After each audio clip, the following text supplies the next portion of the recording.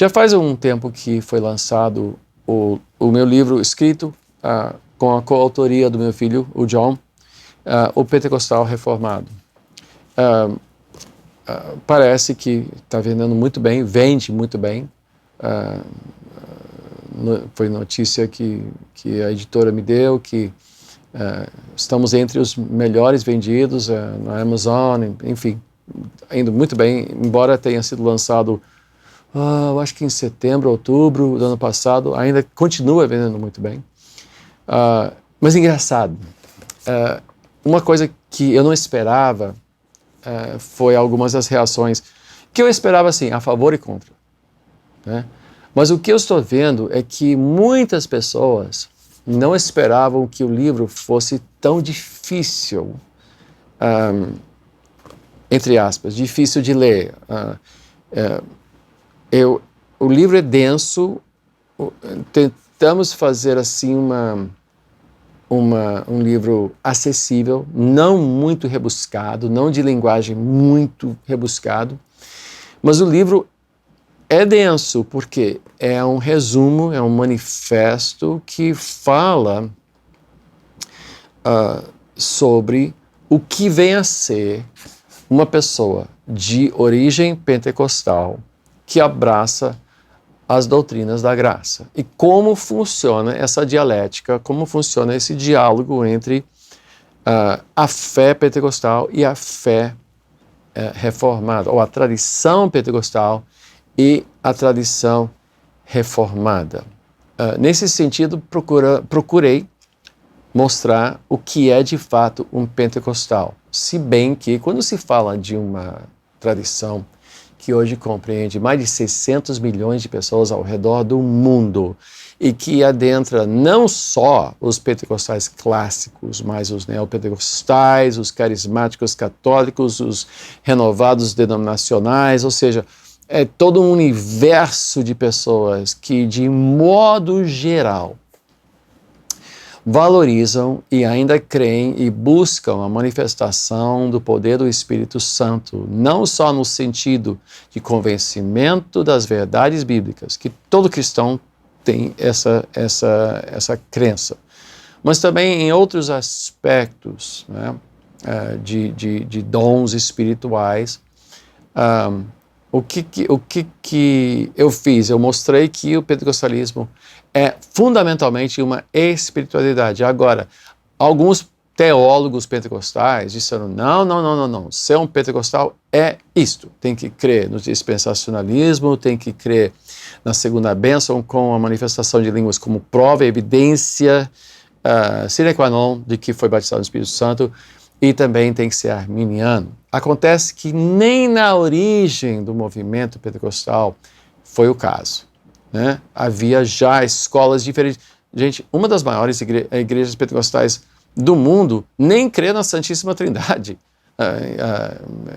Heresia não crer na Santíssima Trindade é um problema. Mas há uma ala pentecostal que é unicista. Então, quando se fala, não, pentecostal é isso, é que nem dizer que todo reformado tem que ser necessariamente presbiteriano. Também não é assim. Existem batistas reformados, congregacionais, que são reformados, você tem os Quakers que são reformados, o Vineyard, que é uma igreja pentecostal reformada. Então, dizer que, não, pentecostal só pode ser isso, então o que eu mostro? Eu mostro o que de fato é um pentecostal, assim, digamos, cesta básica, mínimo para ser um pentecostal, que é comum a todos. E como isto ainda é possível manter, mesmo abraçando as doutrinas da graça e a cosmovisão reformada, que é calvinista em parte, mas não é calvinismo inteiramente, não. Porque nem todo calvinista é reformado, né? Mas o calvinismo, digamos, representa como se fosse a semente da igreja reformada, mas há divergências, não estamos lidando com um universo único, monolítico, absolutamente homogeneizado, todo mundo é igual. Existem muitas diferenças dentro do campo reformado. Então eu mostro como nessa conjunção isso foi negociado e quais são as minhas conclusões. E o livro é mais sobre as minhas conclusões. Alguns dizem, você escreveu o livro para agradar reformados. Deixa eu lhe dizer uma coisa, esse livro não agrada reformados.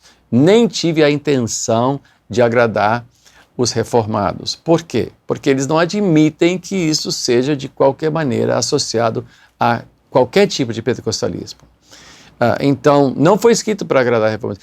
Esse livro foi escrito para ajudar pentecostais a navegar, porque o que estava acontecendo? Muita gente estava brigando e discutindo e debatendo na internet sobre eu sou pentecostal reformado.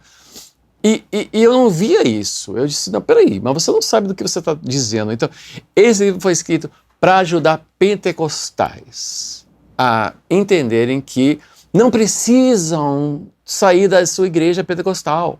Não precisa largar seu pentecostalismo. Precisamos arrumar a casa, não abandoná-la.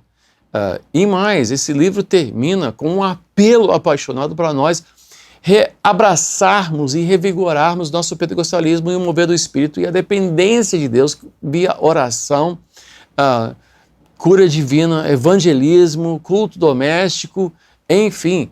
É um apelo para, primeiro, acertar nossa doutrina e depois voltar e abraçarmos com vigor a dependência do Espírito Santo.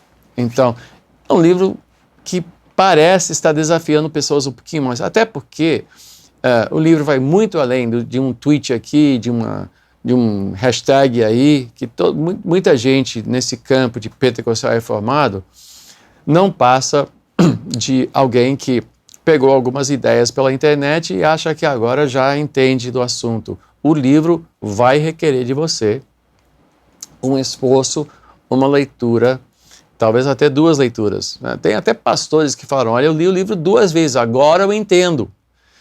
Então, compre o livro, mas prepare-se, porque vai ser um trabalho para ler, né? Mas vale a pena.